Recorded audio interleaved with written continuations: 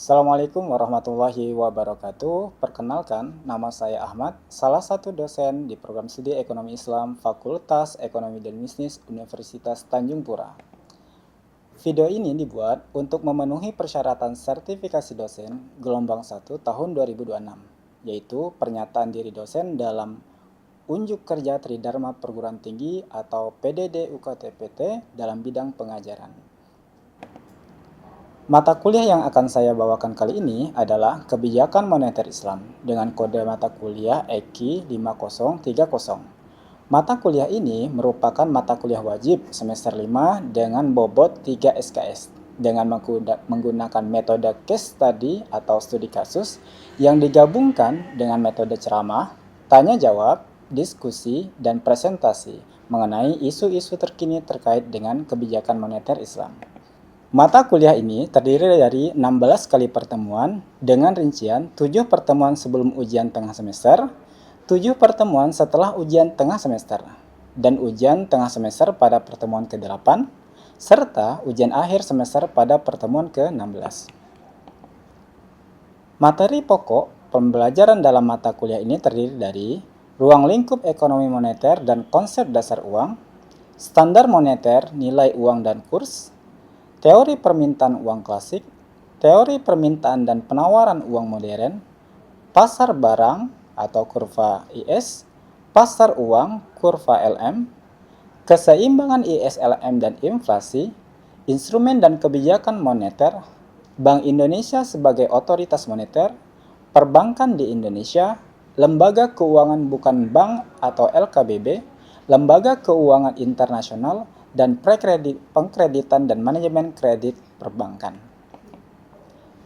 Capaian pembelajaran lulusan yang dibebankan dalam mata kuliah ini terdiri dari atas 10 capaian sikap, 9 poin capaian keterampilan umum, 3 poin capaian pengetahuan, dan 4 capaian keterampilan khusus.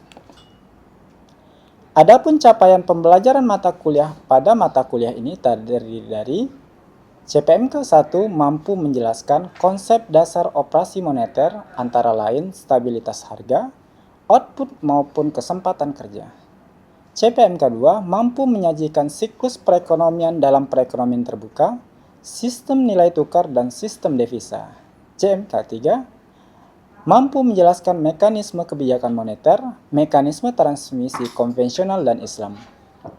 Memahami proses quantity based approach dan price based approach. CPMK 5 mampu menjelaskan kebijakan moneter di Indonesia. Setelah mengikuti mata kuliah ini, mahasiswa diharapkan memiliki kemampuan mampu memahami dan menjelaskan konsep-konsep dasar ekonomi moneter, mampu menganalisis keseimbangan makroekonomi, mampu mengevaluasi mekanisme dan efektivitas kebijakan moneter, mampu menjelaskan peran Bank Indonesia, sistem perbankan, dan lembaga keuangan, mampu mengkaji isu-isu moneter nasional dan global secara kritis. Adapun komponen evaluasi pada mata kuliah ini terdiri dari diskusi 20%, presentasi 10%, case study 30%, UTS 20%, dan UAS 20%. Pada kesempatan kali ini, saya akan menyampaikan materi pertemuan ke-10 yakni mengenai kebijakan moneter, instrumen kebijakan moneter, yang mencakup unsur DIA, Delivery Interaction Assessment. Selamat menyaksikan. Assalamualaikum warahmatullahi wabarakatuh. Waalaikumsalam warahmatullahi wabarakatuh.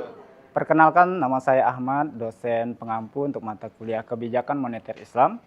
Pada kesempatan hari ini, mahasiswa sekalian, kita akan mendiskusikan materi mengenai kebijakan moneter Islam, kemudian instrumen kebijakan moneter, serta bagaimana cara mengatasi permasalahan moneter yang ada di dalamnya.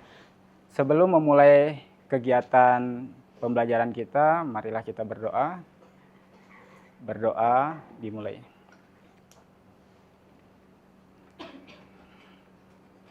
Berdoa selesai. Nah, mahasiswa sekalian, setiap negara memiliki permasalahan dan tantangan ekonominya tersendiri, ya, seperti permasalahan pertumbuhan ekonomi, ya, inflasi, stabilitas nilai tukar, dan itu yang nanti akan mempengaruhi seperti bentuk investasi, daya beli masyarakat, ya, yang pada akhirnya berujung kepada kesejahteraan masyarakat. Kalau kita ketahui, teman-teman sekalian, tugas bank sentral itu menjaga stabilitas nilai tukar yang nanti akan berdampak kepada pertumbuhan ekonomi dan juga kesejahteraan. Bagaimana cara bank sentral menjaga stabilitas nilai tukar rupiah itu? Ada beberapa cara yang dilakukan oleh bank sentral untuk menjaga stabilitas mata uang rupiah. Nah, di sini kita ketahui ada 5 instrumen yang dapat digunakan dan juga bisa lebih daripada itu, tetapi pada umumnya menggunakan instrumen seperti operasi pasar terbuka, suku bunga, giro wajib minimum, fasilitas diskonto, dan juga moral suasion. Nah, itu instrumen-instrumen yang digunakan oleh bank sentral untuk menjaga stabilitas nilai tukar tersebut. Bagaimana caranya? Nah, ketika terjadi gejolak, ya, stabilitas harga di dalam perekonomian, maka bank mencoba mengatur jumlah uang yang beredar di masyarakat. Nah, jumlah uang yang beredar di masyarakat itu nanti akan mempengaruhi stabilitas yang berdampak juga kepada harga kebutuhan pokok. Ketika ada peningkatan harga di kebutuhan pokok baik barang maupun jasa, nah itu tentu nanti akan berdampak kepada permintaan akan barang dan jasa. Ketika permintaan barang dan jasa itu terhambat, otomatis masyarakat itu akan kesulitan untuk mendapatkan barang dan jasa tersebut. Semakin tinggi harga barang dan jasa itu, masyarakat nanti akan kesulitan di dalam mengaksesnya. Yang pada akhirnya kesejahteraan masyarakat juga akan menurun disebabkan masyarakat itu kesulitan mendapatkan barang kebutuhan pokok untuk menghidupi kebutuhannya. Ini instrumen-instrumen yang digunakan oleh bank sentral untuk menjaga stabilitas tadi. Bagaimana caranya? Yang pertama di sini operasi pasar terbuka. Ya. Di operasi pasar terbuka di sini, bank sentral, ya, memperjualbelikan surat berharga. Entah dia surat berharga Bank Indonesia atau surat berharga obligasi, seperti itu. Bagaimana caranya? Kok bisa sih sampai mempengaruhi perekonomian? Gitu. Kok bisa sampai berpengaruh terhadap perekonomian? Bagaimana bisa berdampak terhadap perekonomian itu? Nah, teknisnya mekanisme di dalam jual beli surat berharga itu tidak seperti kita bertransaksi jual beli di pasar tradisional. Kalau di pasar tradisional kita mendapatkan barang dalam bentuk sayuran, mungkin ya daging, kebutuhan pokok lainnya. Nah, tapi kalau di dalam operasi pasar terbuka yang dilakukan oleh bank sentral di sini, teman-teman sekalian, mereka membeli dan menjual belikan surat berharga untuk menjaga stabilitas mata uang. Ya, misalnya di sini, ketika terjadi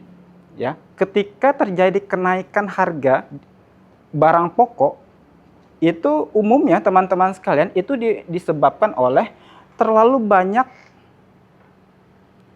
jumlah uang yang beredar di masyarakat. Ya. Ketika jumlah uang yang beredar di masyarakat ikut terlalu banyak beredar, ya, dampaknya akan adanya kenaikan harga karena masyarakat banyak memegang uang, merasa punya uang, ya, permintaan akan barang dan jasa juga meningkat, sehingga karena permintaan tinggi itu diikuti dengan harga juga yang meningkat. Kalau kita di dalam teori konsumsi, ya, yang membatasi konsumsi itu adalah budget line. Meningkatnya jumlah uang yang dipegang, ya, meningkat juga pengeluaran untuk konsumsi, tetapi konsumsinya bukan di dalam konsumsi primer. Kan tidak mungkin orang makin banyak uang makin banyak makan nasi, ya kan? Tapi lebih kepada bentuk substitusi, ya bentuk sekunder. Ya, dia akan meningkatkan barang, entah pakaian, jalan-jalan, ya, barang-barang perhiasan dan seterusnya. Nah, tetapi di dalam yang dilakukan oleh bank sentral adalah di sini ketika terjadi peningkatan jumlah yang uang beredar yang berdampak kepada peningkatan harga-harga pokok, yaitu kemudian meningkatnya inflasi, mereka cenderung menjual surat berharga. Tujuannya apa? Itu untuk menyerap tuh. Untuk menyerap uang yang beredar tadi. Sehingga institusi dalam hal ini bank itu akan membeli surat berharga itu. Jadi di situ mahasiswa sekalian, itu yang digunakan oleh perbankan untuk menjaga dana agar suku bunga acuan, ya, biasa juga dikatakan BI rate, BI 7-day reverse repo, ya. Nah, itu untuk mengacu kepada tingkat suku bunga yang ditentukan oleh bank sentral. Kira-kira apa itu suku bunga acuan? Ada yang tahu? Suku bunga acuan. Nah, tadi juga udah disampaikan sekilas sebetulnya, ya, suku bunga acuan. Gimana mekanismenya?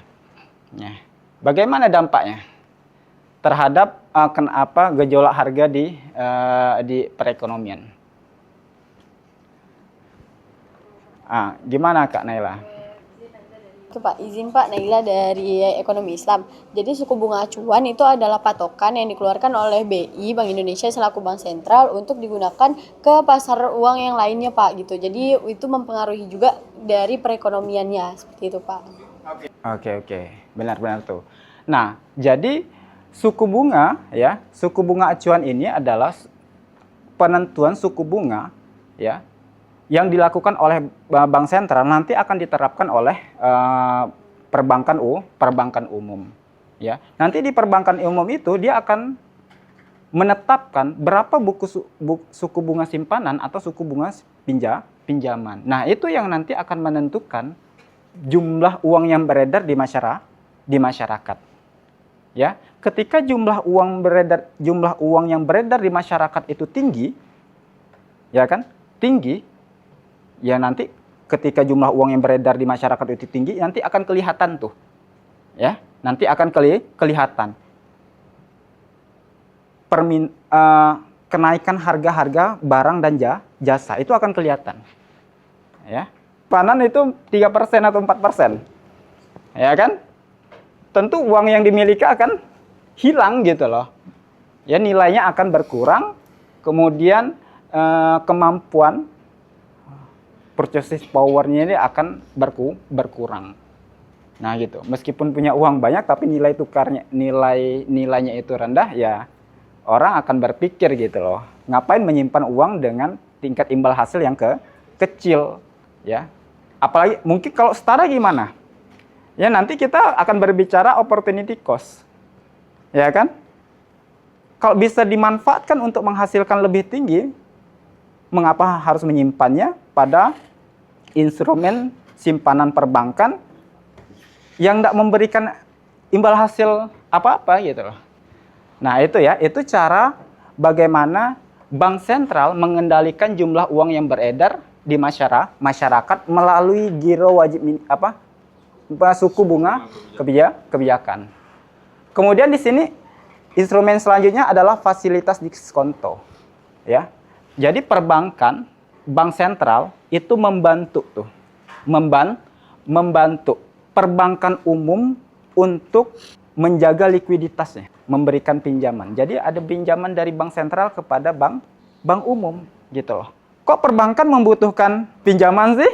Dia membutuhkan pinjaman itu untuk dapat disalurkan kembali ke masyarakat. Masyarakat membutuhkan pinjaman sementara perbankan tidak memiliki kemampuan lebih untuk bisa menyalurkan kembali kepada masyarakat. Bagaimana caranya? Permintaan pinjaman kepada bank sentral. Mengapa terjadi permintaan pinjaman itu oleh masyarakat? Ya kan? Itu mungkin ya disebabkan oleh daya beli masyarakat yang ketika itu kurang, ya kan? Daya beli masyarakatnya itu kurang. Ngapa daya beli masyarakat kurang? Nggak punya uang. Itu yang bersifat konsumtif. Gimana caranya? Pinjam. Pelaku usaha pun demikian. Dia ingin memperbesar aktivitas produksinya, tapi tidak punya modal tambahan. Gimana caranya? Pinjam ke perbankan. Nah, itu biasa terjadi ketika pertumbuhan ekonominya rendah atau ekonominya sedang lesu. Ya. Pertumbuhan ekonomi kalau sampai sekitar 2%, 1%, wah itu gawat, ya. Nah, tapi ada kok Jepang sekitar 3%, 2%, 3%. Stabilitas nilai tukar. Nilai rupiah, kalau dalam hal ini Bank Indonesia, kemudian pertumbuhan ekonomi melalui instrumen-instrumen ini. Tapi tidak sesederhana ini karena dia memperhatikan berbagai variabel ekonomi yang digunakan yang dilihat untuk menentukan instrumen apa yang tepat. Nah, ada beberapa cara untuk menggunakan instrumen itu melihat daripada kondisi perekonomian. Ada yang menggunakan ekspansioner dan juga nanti ada menggunakan kebijakan moneter kontraksioner. Nah, yang pertama di sini bank sentral ya menggunakan cara ekspansi. Ya. Itu terjadi ketika terjadi perlambatan ekonomi. Ketika terjadi perlambatan ekonomi, itu mahasiswa sekalian, tanda-tanda yang terjadi di masyarakat adalah salah satunya adalah daya beli masyarakat kita. Ya, daya beli masyarakat yang rendah. Tanda-tanda daya beli masyarakat rendah itu adalah permintaan akan barang dan jasa itu menurun, kecil. Kok daya beli masyarakat itu bisa menjadi indikator? Ya, kita bisa bayangkan ketika masyarakat, karena produk dan jasa daripada perusahaan itu laku, gitu loh ya. Pada akhirnya pertumbuhan ekonominya meningkat. Tapi kalau ini tidak mampu ya di-capture oleh pemerintah terkait dengan kondisi-kondisi sebelumnya itu, maka yang terjadi itu inflasinya meningkat. Kalau kerannya terlalu besar dibuka secara ugal-ugalan, ya, tetapi bank sentral itu pas independen, ya, dia akan jauh daripada konflik kepentingan. Harga aset akan meningkat, ya. Misalnya dalam meningkatkan jumlah uang yang beredar, ya kan? Kasus-kasus di negara lain juga udah ada bukti seperti di Venezuela, di Zimbabwe, ya kan? Aktivitas pencetakan uang itu masif untuk diberikan kepada masyarakat. Pada akhirnya harga-harga menggila dan nilai mata uangnya juga akan jatuh. Nah, itu dampak negatif daripada kebijakan ekspansioner.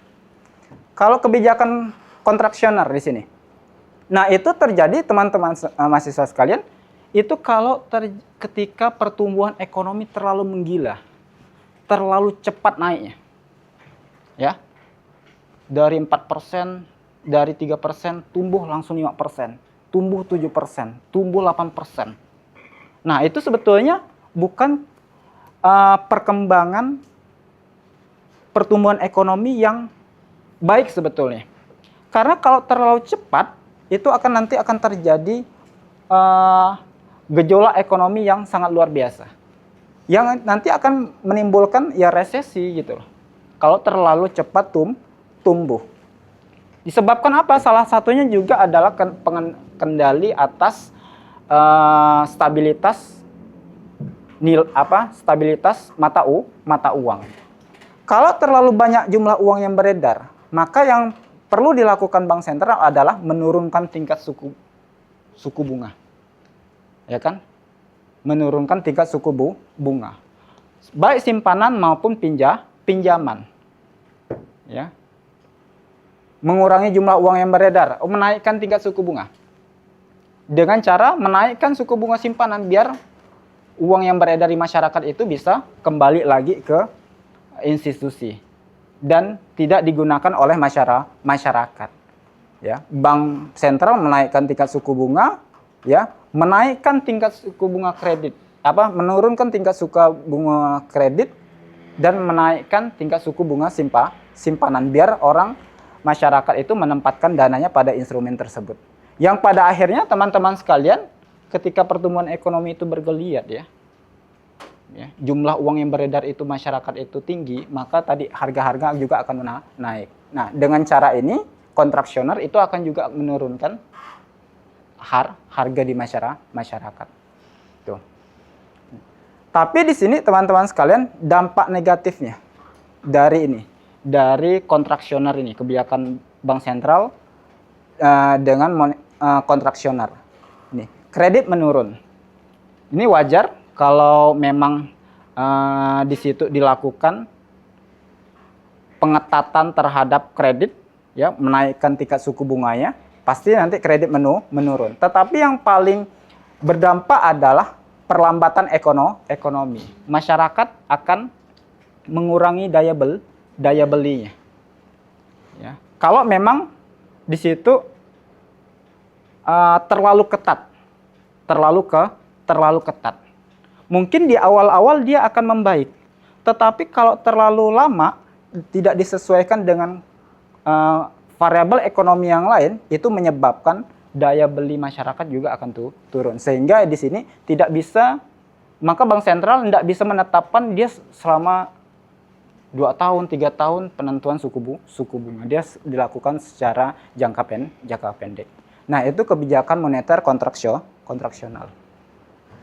Nah, ini perbandingan kebijakan moneter baik ekspansioner maupun kontraksioner. Kalau ekspansioner itu di situ kita hanya melihat jumlah uang yang beredar saja. Apabila terlalu banyak jumlah uang yang beredar, ya, kalau terlalu banyak jumlah uang yang beredar, ya, maka dikurangi. Bagaimana caranya? Dengan kontraksioner. Tapi kalau terlalu sedikit jumlah uang yang beredar yang ditunjukkan dengan daya beli masyarakat yang melemah, itu ditambah. Perbedaan adalah jumlah uang yang beredar saja di masyarakat untuk menaikkan pertumbuhan ekonomi atau menstabilkan pertumbuhan ekonomi tadi. Ya. Nah, itu perbedaannya saja. Cara-cara yang dilakukan dengan instrumen yang kelima tadi yang kita sudah bahas. Nah, ini contoh, ini data terbaru daripada Bank Sentral, teman-teman sekalian, mengenai kondisi stabilitas harga, yaitu ditunjukkan dengan data inflasi di Indonesia, ya, yang ditunjukkan dengan data IHK, Indeks Harga Konsumen, ya. Jadi untuk inflasi itu bisa direkam pada 2 kacamata, gunakan IHK, ya, ataukah gunakan harga produksi, ya. Kalau indeks harga konsumen, ada yang tahu? Baik Pak, seperti yang saya ketahui IHK itu Pak indeks untuk mengukur harga rata-rata barang dan jasa seperti itu Pak. Indeks harga konsumen. Apa itu indeks harga konsumen, Bang Rahil? Ya. Indeks harga konsumen itu adalah permintaan barang dan jasa di tingkat rumah tangga secara berkala. Bagaimana permintaan barang dan jasa di tingkat sektor rumah tangga? Nah, seperti itu. Kalau permintaannya cenderung meningkat, nah itu nanti inflasinya akan ketahuan di angka berapa. Kalau inflasinya rendah, itu menunjukkan IHK-nya rendah, itu menunjukkan daya beli masyarakatnya itu rendah, dan itu berbahaya untuk kesejahteraan. Ya, kalau kita dengar inflasi, oh inflasinya berdasarkan IHK itu sebesar 2%. Itu menunjukkan daya beli masyarakat kita rendah. Jadi inflasi besar itu tidak sepenuhnya buruk, inflasi yang kecil juga tidak sepenuhnya buruk, tapi juga tergantung. Kalau inflasinya di angka 2%, nah itu menunjukkan masyarakat kesulitan di dalam mengakses barang dan jasa. Kesulitan. Ya. Coba kita lihat. Ada inflasi dari bulan ke bulan, itu sebesar 0,68%. Kemudian di situ inflasi year to date, itu dari tahun berjalan, dari mulai Januari sampai dengan saat ini, yaitu sampai bulan Maret, yaitu 0,53%. Kemudian ada year on year, itu sebesar 4,76. Bagaimana, siapa penyumbang terbesar daripada inflasi 4,76% itu di tarif listrik. Tarif listrik itu menjadi penyumbang terbesar inflasi. Ya. Karena mengapa listrik menjadi penyumbang terbesar? Itu disebabkan karena subsidi listrik yang dilakukan oleh pemerintah di tahun sebelumnya itu sebesar 50%. Itu yang menyebabkan penyumbang inflasi 4,76%. Tetapi itu bersifat sementara, dia akan pulih kembali. Ya. Sementara di sini dari bulan ke bulan, ya. Inflasi bulanan itu sekitar 0,19% untuk perhiasan, daging ayam, cabai rawit, ikan segar, dan cabai merah. Ya. Jadi di inflasi 0,68% ini masih cenderung setiap bulannya masih tidak terlalu tinggi. Dia akan terekam nanti selama year on year-nya. Ya. Dia akan terlihat berapa besar. Target inflasi pemerintah itu sebesar 2,5% plus 1. Oke, mungkin itu saja untuk materi kita. Dan ini nanti akan ada tugas ya untuk mahasiswa sekalian untuk dapat dikerjakan. Tugasnya itu teman-teman sekalian membuat analisis ekonomi. Bagaimana kalau terjadi pertumbuhan ekonomi di angka 1%? Ya. Pertumbuhan ekonomi sebesar 1%. Bagaimana cara yang dilakukan oleh Bank Sentral untuk menaikkan pertumbuhan ekonomi itu?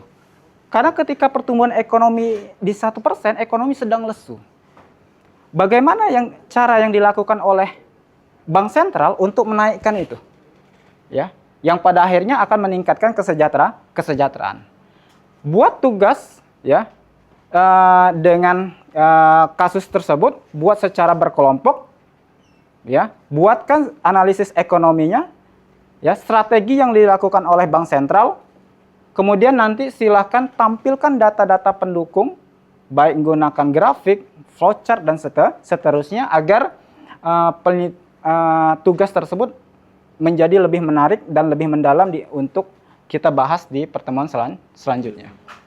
Baik, mungkin itu saja untuk diskusi kita mengenai kebijakan moneter, baik kontraksioner maupun ekspansioner di dalam mengatasi stabilitas harga pada perekonomian. Itu saja dari saya. Assalamualaikum warahmatullahi wabarakatuh.